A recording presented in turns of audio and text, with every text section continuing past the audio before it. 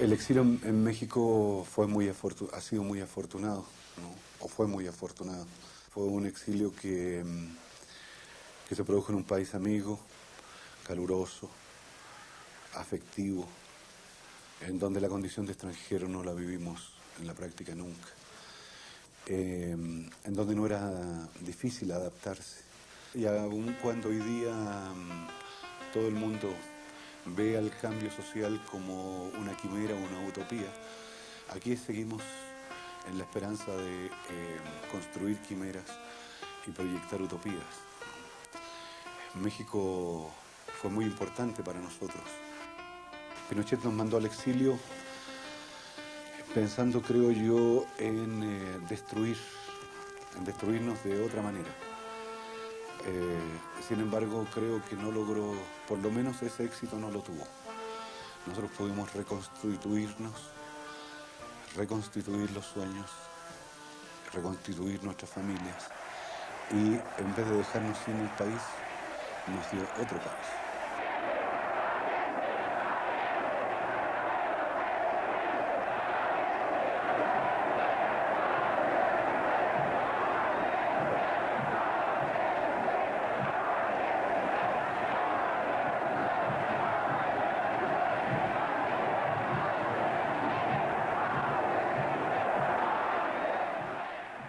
Allende plantó un proyecto que probablemente fuera imposible de sustentar en las condiciones internacionales de los años 70, pero que perfectamente puede tener, bajo otras condiciones, en un mundo distinto, sustentabilidad en sus raíces más profundas en las primeras décadas del siglo XXI. El socialismo como profecía y utopía de la igualdad y la democracia como utopía de la libertad. Y él amó esas dos cosas y las quiso hacer compatibles en un momento en que el mundo no permitía sintetizarlas.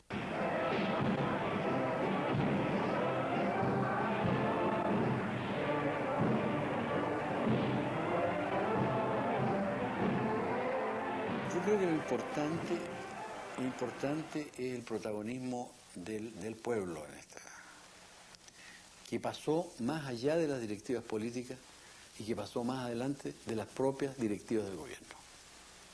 Se desató una participación popular que, si uno la ve hoy día, realmente es conmovedora. Nosotros somos la fuerza de él, porque por él, o sea, él está de presidente por nosotros, porque nosotros lo sacamos, no ellos, porque los ricos jamás van a tirar para nosotros. Y todo lo que tenemos nosotros ahora lo tenemos por el gobierno de ahora, porque nosotros nunca habíamos tenido nada. Pero frente a esa conciencia de las mayorías, cuando la democracia no sirve, se recurre a las fuerzas, digamos, armadas, que eran propicias a estar en contra de la unidad popular, ¿no? Entonces ya eso es un ejército que era poderoso. Yo terminaré de presidente de la República cuando cumpla mi mandato. Tendrán que acribillarme a balazos, como lo dijera ayer, para que deje de actuar. No defiendo una cosa personal, defiendo al pueblo de Chile en su justo anhelo de hacer las transformaciones que le permitan vivir en dignidad, con un sentido nacional distinto y hacer de Chile un país independiente, dueño de su propio destino.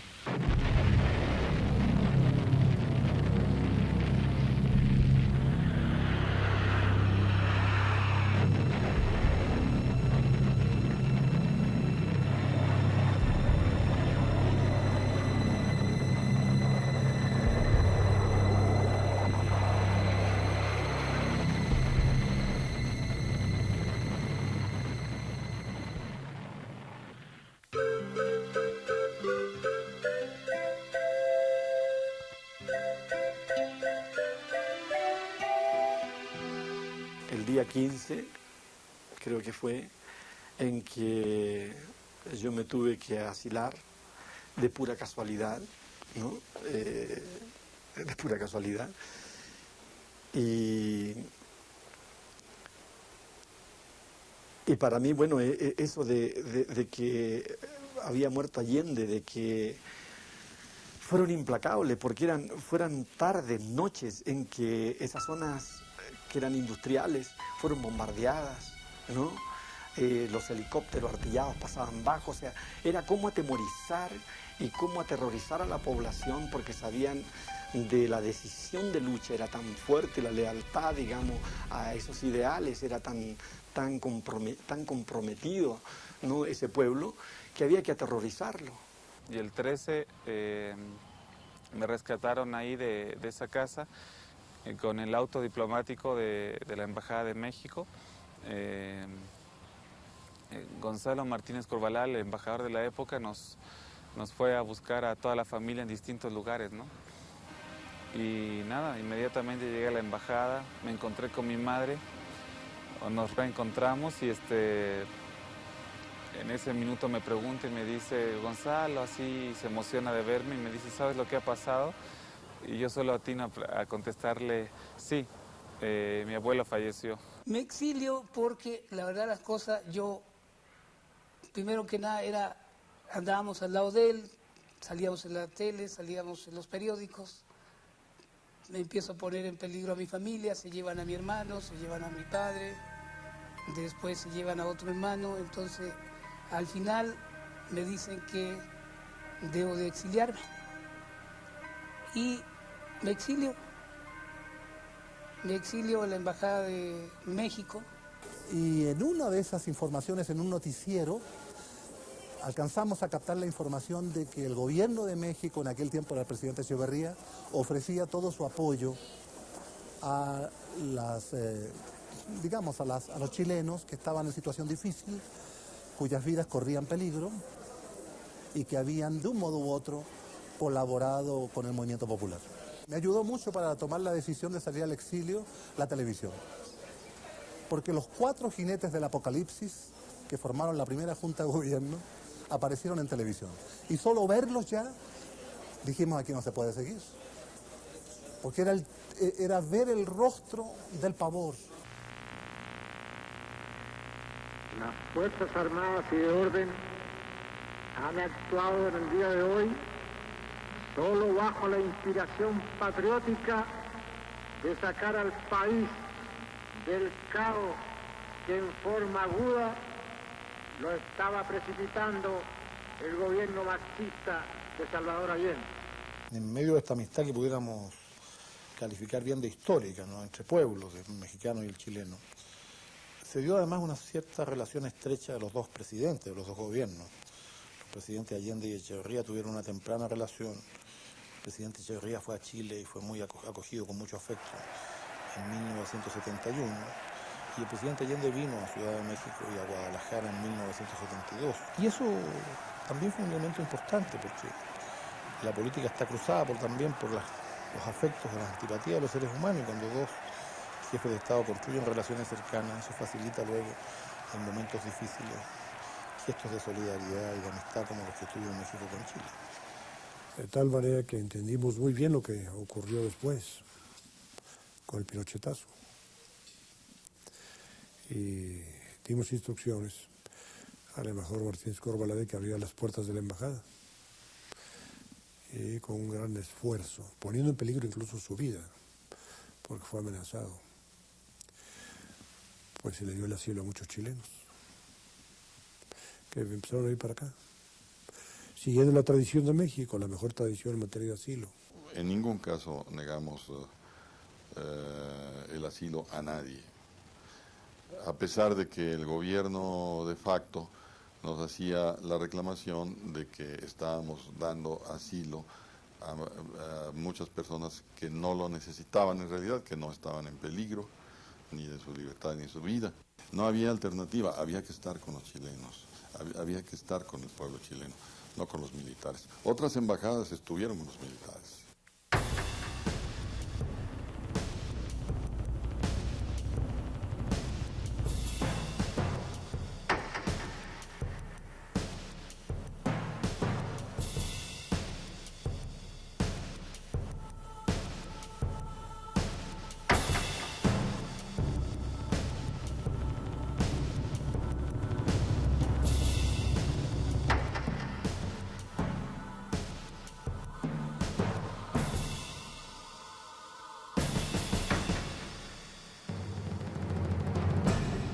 Todas las embajadas tenían, bueno, la Embajada de México también tenía problemas, pero ahí un hombre que se la estaba jugando por la amistad del pueblo chileno, por la amistad de Salvador Allende, que te vuelvo a repetir, se llama Gonzalo Martínez Corvalán.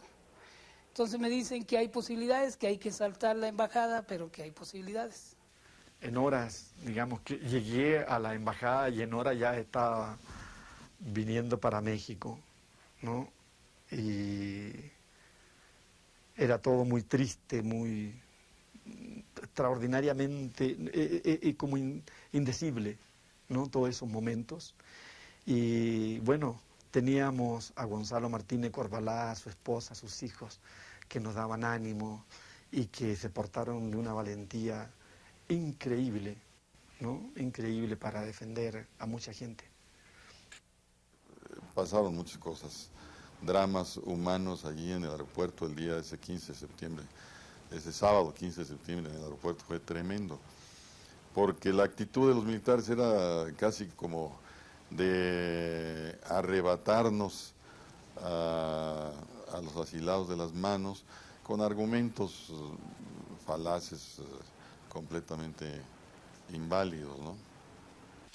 Y el 16 de septiembre, después del desfile militar, fuimos por ella a recibirla al aeropuerto.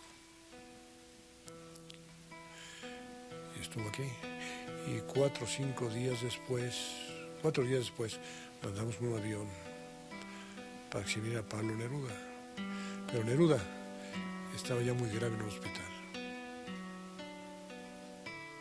Y no alcanzó a recibir la invitación. Sí, ya está bien consciente. Pero lo hubieran matado inmediatamente a este gran poeta de nuestros países y del mundo. Al odio le dejaré mis cerraduras de caballo, mi camiseta de navío, mis zapatos de caminante, mi corazón de carpintero. Todo lo que supe hacer y lo que me ayudó a sufrir. Lo que tuve de duro y puro, de indisoluble y emigrante, para que se aprenda en el mundo que los que tienen voz y agua pueden cortar y navegar, pueden ir y pueden volver, pueden padecer y amar, pueden temer y trabajar, pueden ser y pueden seguir, pueden florecer y morir, pueden ser sencillos y oscuros, pueden no tener orejas, pueden aguantar la desdicha, pueden esperar una flor, en fin, podemos existir, aunque no acepten nuestras vidas unos cuantos hijos de puta.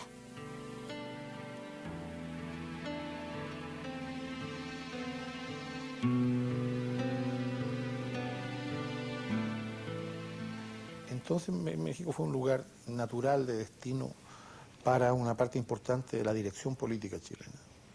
Y cuando hablo de dirección política, hablo de líderes políticos en el gobierno, en los partidos, en el Congreso, pero hablo también de los profesores universitarios, los académicos, de la gente de la cultura, que por la naturaleza del régimen militar estaban también en riesgo para su seguridad e integridad personal y tuvieron que pensar en el exilio como una alternativa.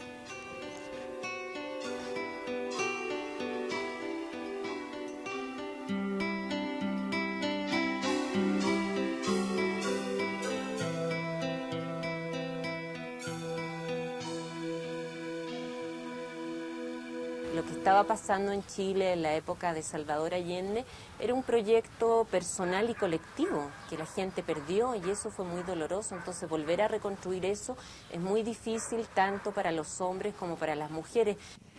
Nos descuartizaron la vida, o sea, nos cambiaron el país y fue una sensación muy trágica percibir eso en forma muy rápida. Darse a esa lucha era algo hermoso que le daba un pleno sentido a la vida. Lo demás sería luchar por metas, tener un auto, tener una casa en la playa, después otra. Esas son metas, son objetivos, no son ideales. Esta era nuestra lucha, nuestra esperanza, el sentido de vivir.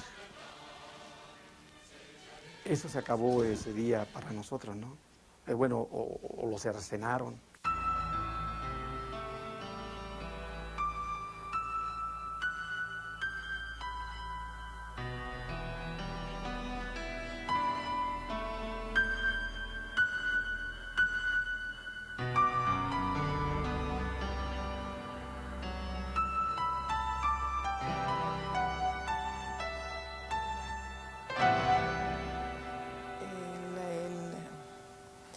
El sentimiento era que habían tenido que dejar todo y se les había derrumbado un sueño que no era de 3 años.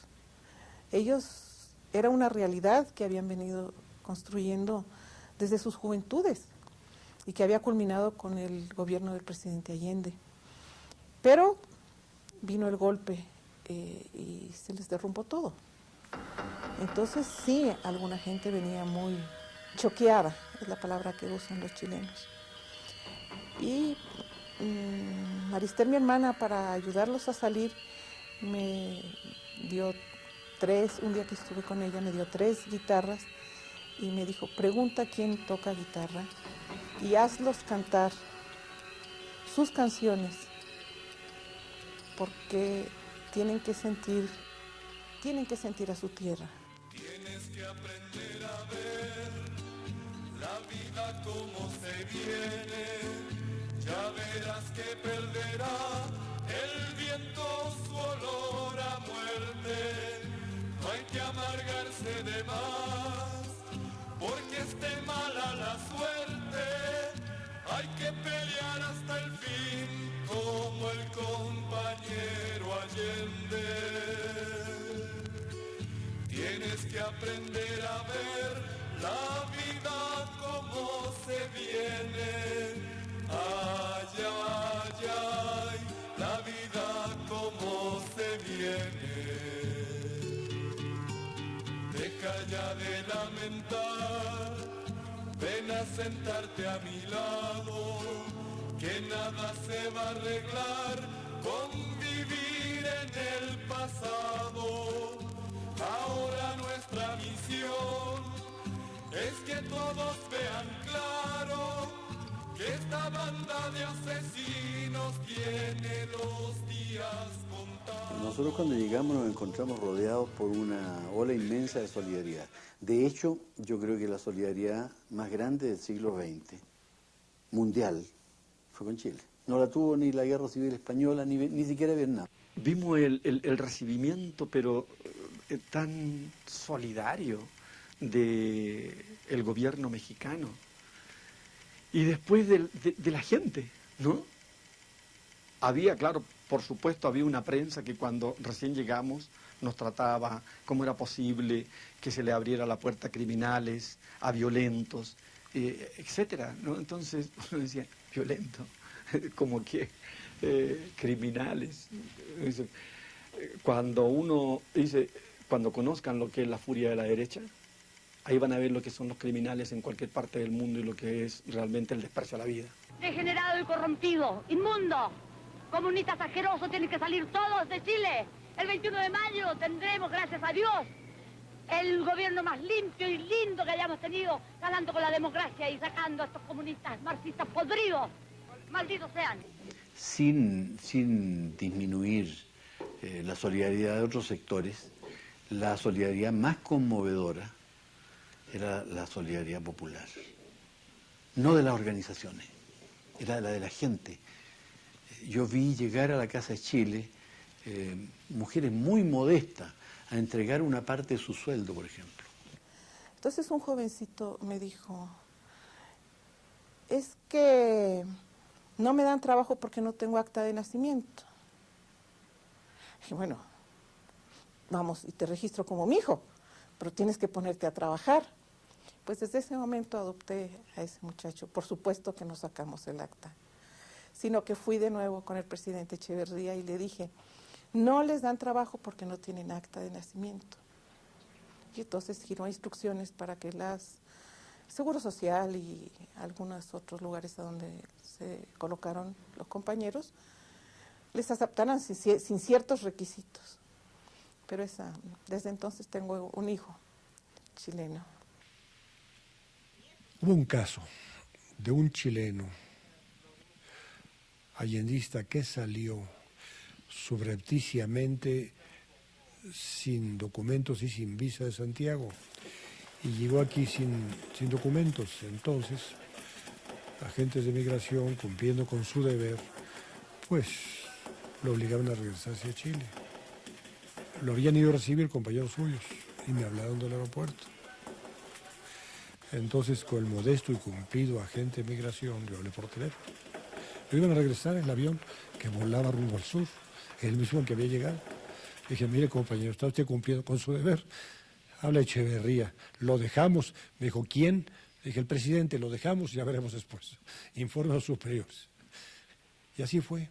Al día siguiente me lo llevaron a Los Pinos. Le di un abrazo y le dimos sus documentos de asilo. Lo hubieran matado. Gracias a esos mexicanos como Martínez Corvalá, como un Esterzuno, que nos ayudaron.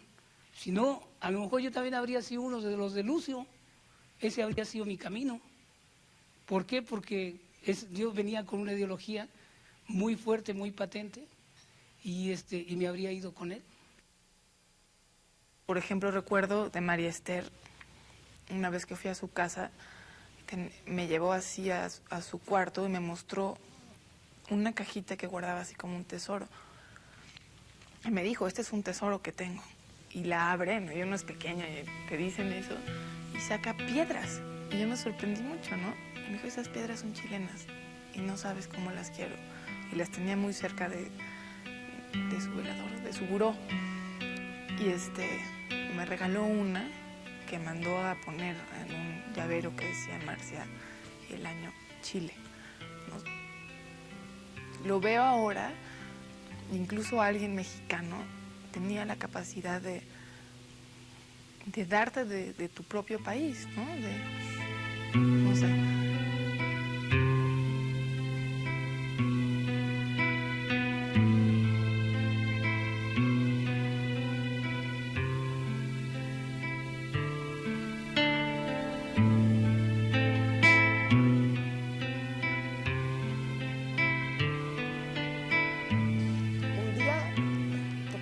De esta casa y en la puerta me encontré con un muchacho mexicano que trabajaba en uno de los hoteles que había raptado a una de las muchachas chilenas y se quería casar y el papá de la muchacha no la quería dejar. Y entonces me dijo, señora Chiqui, yo no he tocado a mi novia y se la vengo a entregar mientras el papá consiente en el matrimonio. Y pues vino el papá y le dije, mira, puedes entrar y buscarla, aquí no está, pero sé lo que está pasando y yo pienso que lo mejor es que accedas, porque si ya fueron capaces de llegar a esto, ¿por qué no aceptas? Qué bueno, ya se están reintegrando, están integrándose a México y vas a formar una familia con una mexicana, además con un mexicano. Es un buen muchacho, se quieren mucho y bueno, se casaron. Mi primer trabajo fue en una modesta clínica del Seguro Social en las afueras del distrito, digamos. Y entonces ahí me preguntaron y conté, y en esas clínicas había un policía, una secretaria, una enfermera, no sé quién, eran como 5 personas. Pero sabían que yo estaba con grandes apremios económicos. La primera semana, el primer trabajo que conseguí, que no fue inmediato tampoco, y ellos llegaron el día sábado, trabajamos de lunes a viernes, y el día sábado llegaron todos con una olla de comida a mi casa. Pero sabía que no tenía comida. Y llegaron con vasos, con cucharas, con cosas. Y eran gente muy modesta, que seguramente les faltaba casi a ellos. Todo lo tenemos. Yo estoy fascinada con México, me encanta. Y la gente también, a pesar de que no tengo a ningún familiar aquí, que estoy yo sola, solamente yo, pues todas las personas que me rodean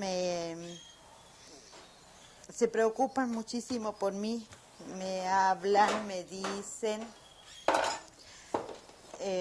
me invitan, he ido a lugares muy bonitos aquí. Hay para todos los gustos aquí en México. Yo creo que una persona que diga que México no le gusta, ahí es mejor que se vaya. Porque conozco también varias personas que no les gusta México, dice, que no les gusta la comida, que no les gusta. Pues yo les digo que yo les recomiendo, conozcan primero y después dicen si no les gusta. Así ha sido aquí mi vida en México, rodeada de puros mexicanos.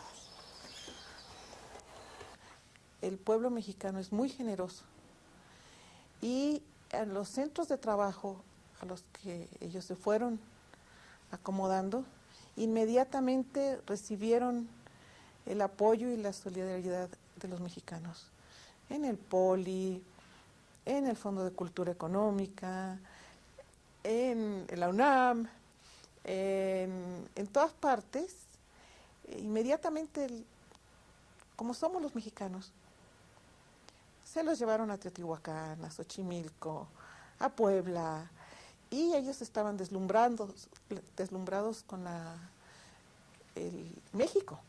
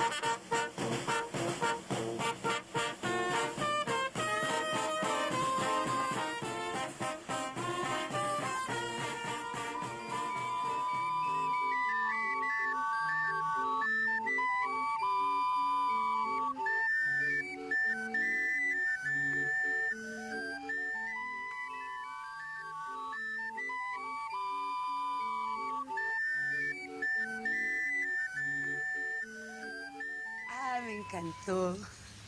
Yo me imaginaba que en México las mujeres andaban con trajes floreados y aretes de plata, esos aretes que además me fascinaban. Yo estaba llena de sueños con esos aretes cuando llegué, ¿no?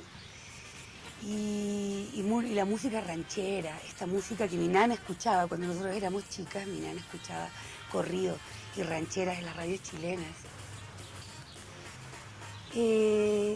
Claro, fue impresionante llegar, ¿no? Porque este es un país.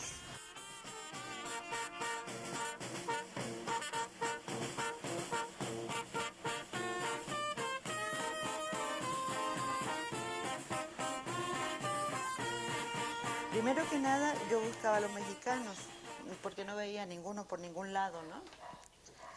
Porque me los imaginaba todos vestidos de charro, con sus sombreros y con todas las puertas, así esas puertitas de cantina. Pero buscaba por todos lados, yo llegué a la Colonia del Valle, pero preguntaba, bueno, ¿y dónde están los mexicanos?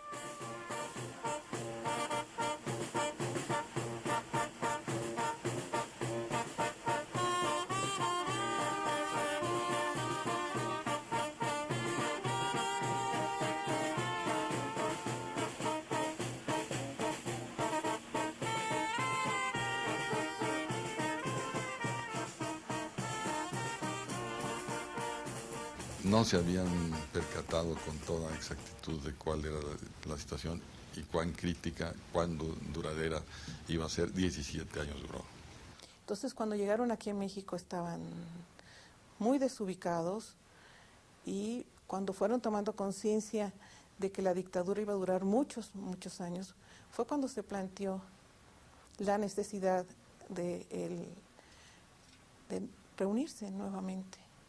Cuando se empezó a pasar el tiempo, viene esta etapa en que uno empieza a perder la esperanza, ¿no? La esperanza de que esto es un camino corto. uno vivía casi con las maletas, nosotros no queríamos comprar nada. Y nuestros hijos empezaron a tener problemas, ¿no? Y entonces psicólogos infantiles, amigos, nos decían, mire, yo recuerdo mucho a un psiquiatra infantil y neurólogo, hijo de españoles, de refugiados españoles, que nos decía, a mí no me dejaron ser ni español ni mexicano. No hagan eso ustedes con sus hijos. Déjenlos ser mexicanos.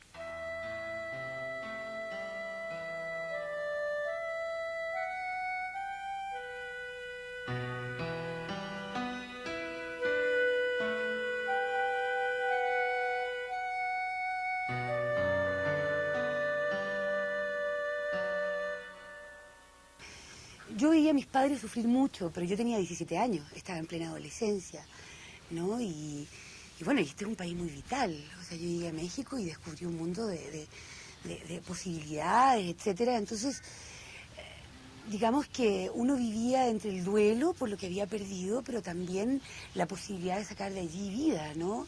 Vitalidad. Una sensación de no aterrizar. De hecho, yo creo que mi abuelo, por ejemplo, no aterrizó jamás. Hasta que se volvió a Chile prácticamente a morir, siempre estuvo viviendo con la mente puesta en otro lado. Por suerte quizás, yo creo que mi mamá después de un tiempo se dio cuenta que era muy bueno que yo tuviera amigos mexicanos y que me pudiera desarrollar en este país sin sentirme extranjera. Lo cual yo creo que durante por lo menos mi adolescencia y mi juventud me dio la facilidad de no sentirme extranjera mientras vivía en México. Lo que pasa es que en mi caso personal, en mi familia vivimos muchos años con las maletas hechas, así como para regresar apenas cayera Pinochet, y Pinochet no caía.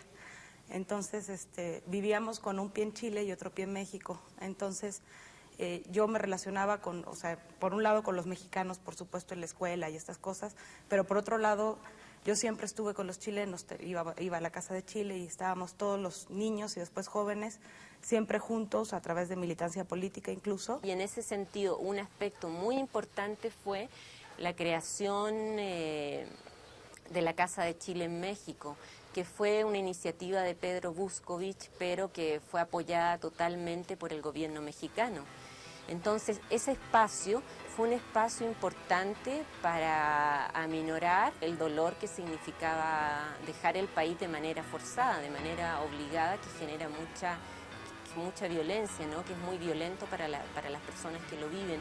Entonces la Casa de Chile fue un elemento importante que aglutinó a la gente, ¿no?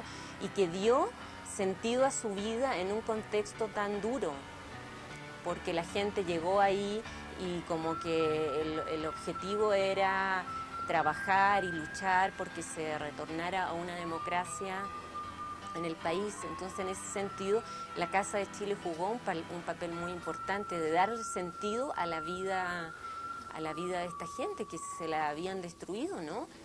Ahora han desatado una campaña terrible, no dentro del país, dentro y fuera del país, especialmente afuera. Esto no va a funcionar porque todo el mundo condena, la comunidad internacional condena a esta dictadura militar y por lo tanto no va a durar mucho en el poder.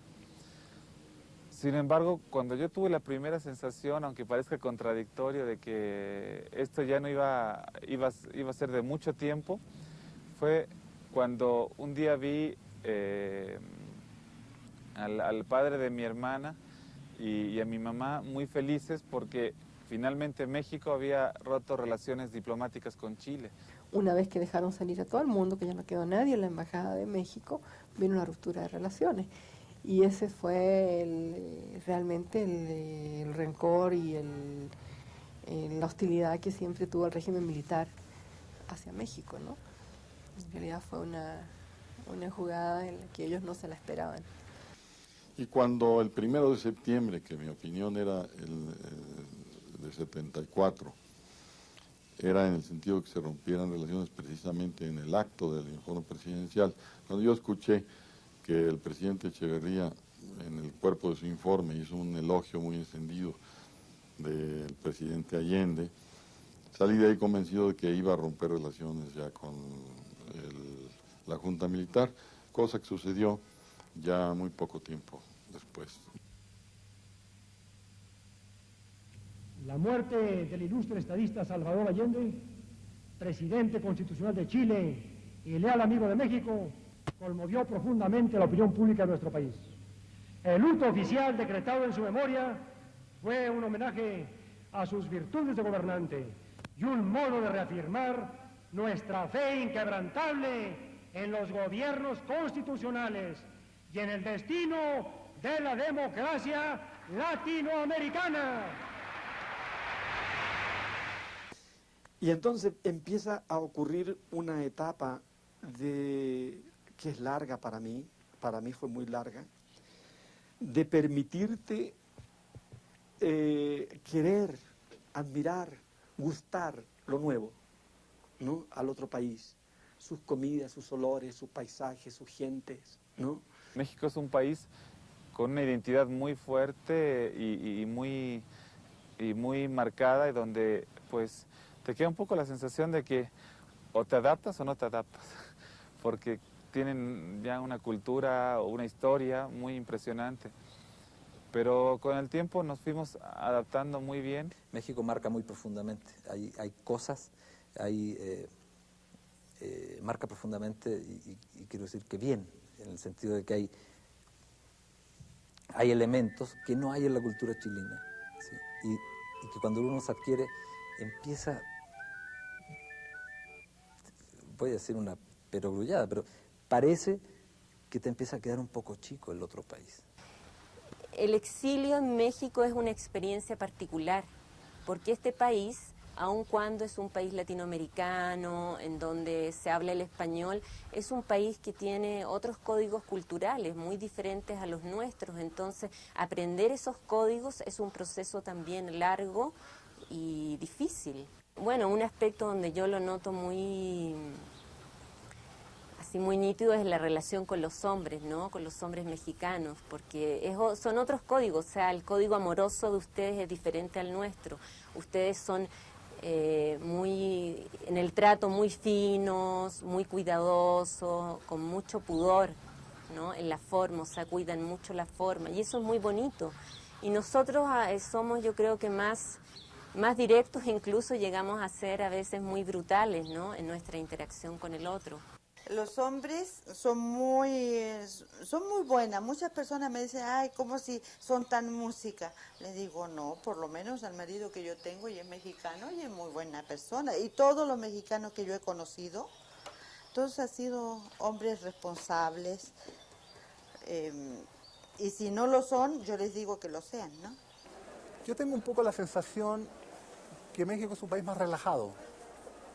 Es un país más cercano a la pachanga. En los pros y en los peros que esto tiene. Es un país muy lúdico. También es un país bastante verticalizado, hay que reconocerlo. Muy afectuoso, muy cortés en algún sentido, a veces de verdad, otras veces no tanto. Que respeta y que le interesan ciertas formas, cuida ciertas formas en el trato, cosa que a mí me agrada. Lo dejan a uno trabajar con bastante libertad. La universidad es un hecho muy claro en ese aspecto. En líneas generales, por ejemplo, ya en el diario Vivir, si dos chilenos se encuentran y dicen mañana nos vemos a las 8 de la noche, a las 8 van a estar los dos. A lo mejor eso no ocurre tanto por acá.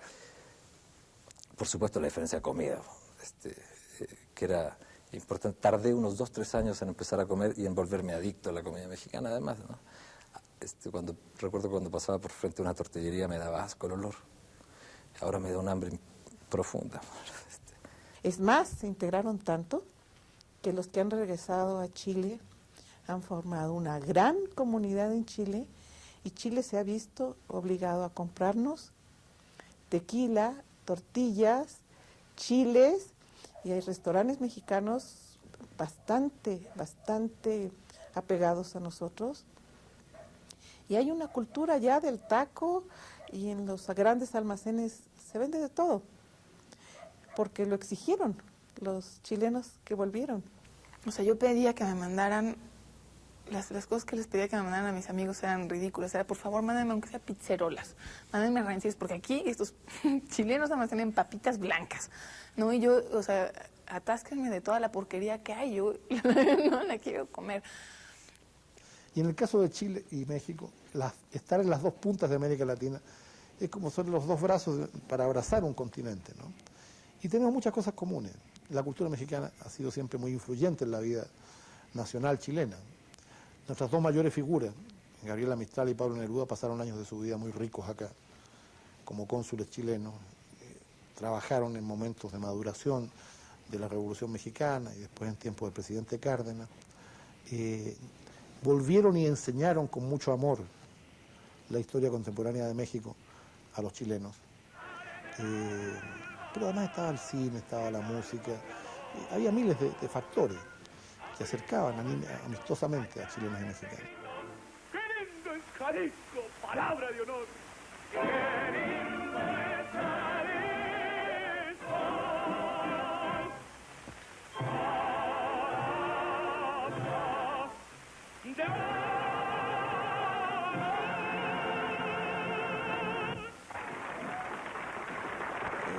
El primer viaje que hice a Chile, fui a Chillán y estuve en la escuela Estados Unidos Mexicanos y vi el mural que pintó Siqueiros y que los maestros y el director y los alumnos de esa escuela se pusieron todo su empeño porque la dictadura no lo destruyera. Pinochet quería destruirlo porque era la presencia de México y de Siqueiros en Chile. Era México, que fue solidario, y Siqueiros, un hombre de izquierda.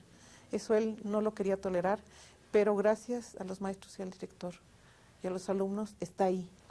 Volvemos a estar ahí.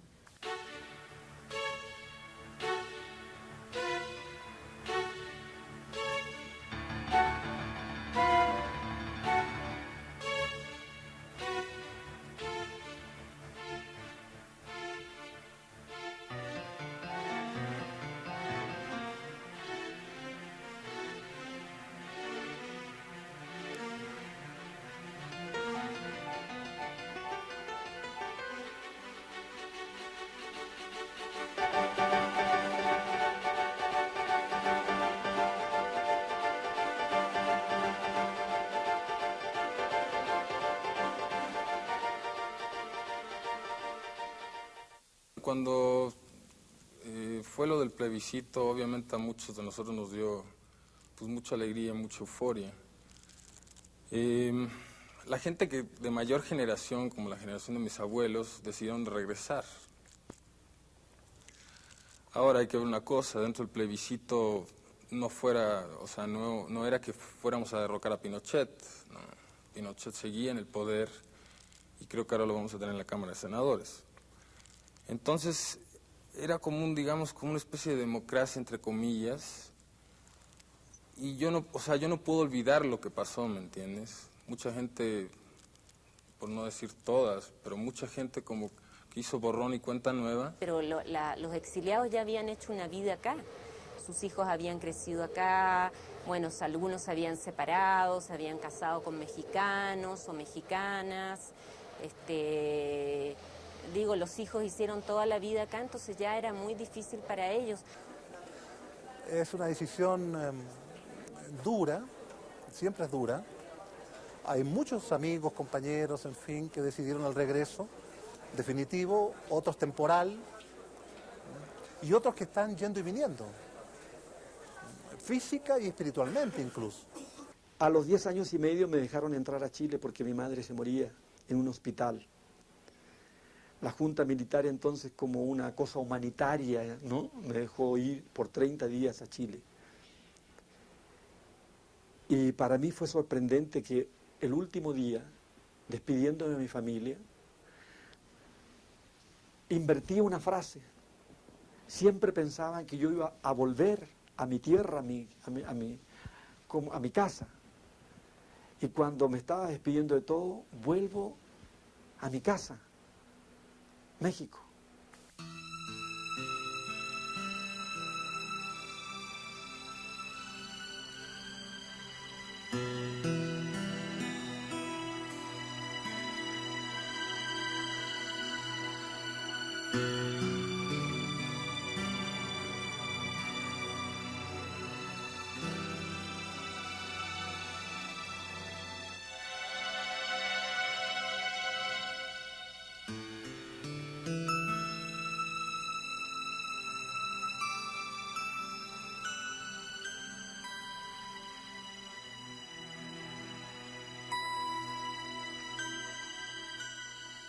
Hay cosas gratas allá, hay cosas gratas acá, entonces es bien difícil, ¿ah? Es bien difícil pertenecer a dos lugares.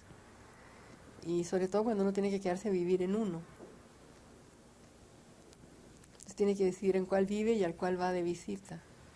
Chile puede haber recuperado una democracia política, pero de cualquier manera también hay un conjunto de vidas individuales que a partir del golpe de Estado, de la represión y todo lo que siguió, no son nada que pueda uno haber soñado, imaginado, deseado o querido.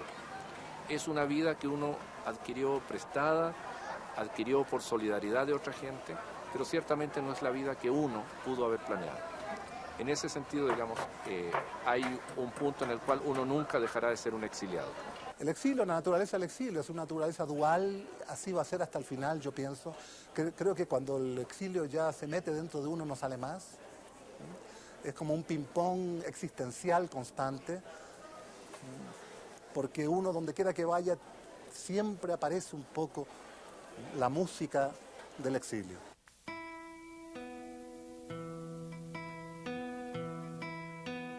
Destierros. La distancia se hace espesa. Respiramos el aire por la herida. Vivir es un precepto obligatorio. Así es de injusta el alma sin raíces.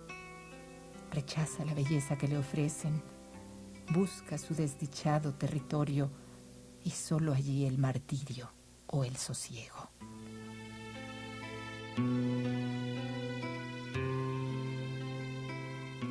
Pero lo otro más traumático es que la condición de exiliado yo siento que no se termina nunca. No se termina porque resulta que ya llegan acá y son exiliados, pero regresan a Chile y vuelven a ser exiliados porque Chile es otro país. O sea, definitivamente Chile cambió de golpe. O sea, ya no es el mismo país. Mi padre ya no quiso regresar y de hecho murió de pena porque cuando tuvo permiso de la dictadura para volver y estuvo 20 días en Chile, no pudo resistir, ¿no es cierto?, digamos, los estragos de la dictadura. Por lo tanto, volvió a México, estuvo 20 días en Chile, volvió a México y murió muy rápido. Y él siempre dijo que iba a morir de pena, ¿no? Yo creo que mis padres nunca pensaron en regresar, porque tuvieron que dejar muchas cosas, tuvieron que dejar familia por un lado, tuvieron que dejar algo que habían construido en Chile durante algunos años, y ellos lo que pensaban que después de todo el tiempo que habían pasado en México y todo lo que se había hecho aquí, lo que menos querían era regresar. Nunca se mencionó esa posibilidad, aún estando abiertas las puertas para regresar a Chile, ¿no? Nunca era como volver a ese pasado traumático. Nosotros regresamos después de 18 años, en mi caso, regresé en el 91, 92, buscando esa identidad, pues, nacionalista o patriótica. Y llegando allá, pues, me doy cuenta de que ya no pertenezco a ese lugar, que ya no soy de ahí, ¿no? O sea, en realidad uno termina no siendo de ninguna parte, ¿no? En Chile uno es la mexicana, en México uno es la chilena, entonces en realidad uno termina como que siendo de todos lados y en realidad de ningún lado. Y bueno, llegó un momento en que a los 18 años más o menos dije, bueno, ya basta, porque yo de alguna manera no me incorporaba a las tareas de estar en México, al ser mexicana, porque era chilena. Y tampoco era mexicana y tampoco era chilena, ¿no? O sea, yo nunca he regresado a Chile y sin embargo, pues vivía sumergida en la realidad chilena, digamos, sin estar allá y sin incorporarme bien a México. Hasta que llegó un momento en que dijimos, bueno, ya basta, y nos incorporamos a México. Uno quisiera vivirlo idealmente en este terreno de las maravillosas diversidades y oportunidades que te ofrece el mundo, ¿no? Es decir, estos países son maravillosos y tengo esta opción estupenda, por lo menos en 2 lugares del mundo y seguramente en más. Y quizás a mi edad no me quiero imaginar en un solo país. Sin embargo, si me lo planteas así y voy a fondo, son cosas que en verdad nunca dejan de rasgarte. Entonces Benedetti tiene toda la razón cuando dice, si tú pasas en otro país más de unos 8 años de exiliado, serás exiliado siempre en la vida. Porque si vuelves a tu país, te lo permiten y puedes volver, seguirás extrañando a tu segunda patria y serás un exiliado en tu propia patria. De alguna manera yo siempre he dicho que el mejor país para estar exiliado, o sea, el mejor país del mundo después del de uno, porque siempre el mejor es el de uno, ¿no? Y eso no es ingratitud en México. Porque es como llegar a la casa. Y sí llegamos a la casa. Y de prospecto, ¿qué te puedo decir? O sea, esta es mi tierra. Claro, de repente vas a Gobernación y te hacen ver que no eres chileno, o sea, que no eres mexicano, que eres chileno, por todo lo que acontece. Pero es bonito, porque las cosas muy fáciles tampoco te saben bien. Tienes que tener alguna amarguita para hacerte recapacitar y hacerte entender las cosas como son. Buscando encontré esto. Yo creo que aquí está resumido el sentimiento de los compañeros exiliados. Él me escribió: salvamos las vidas, pero se nos murió algo que aún no alcanzamos a precisar. Allá se nos quedó todo, o casi todo. Desmoronaron de golpe la estructura que imaginamos firme, y en los escombros quedaron pedazos de sueño y de esperanza. Pero rearmamos el rompecabezas, porque hubo un pueblo llamado México, y ya, yo creo que ahí está todo. María Cristina y René Largo Farías. Si vas para Chile, te ruego que pases por donde vive mi amada. Es una casita muy linda y chiquita, que está en la falda de un cerro enclavada.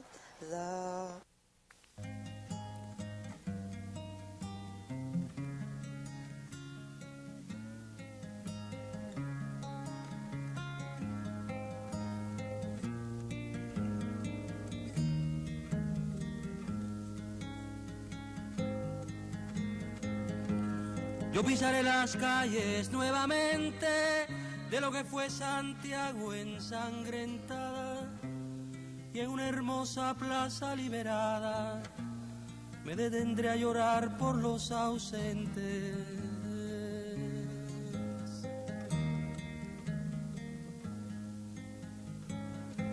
Yo vendré del desierto calcinante y saldré de los bosques y los lagos, y evocaré en un cerro de Santiago a mis hermanos que murieron antes. Un niño jugará en una alameda y cantará con sus amigos nuevos, y ese canto será el canto del suelo a una vida cegada en la moneda. Yo pisaré las calles nuevas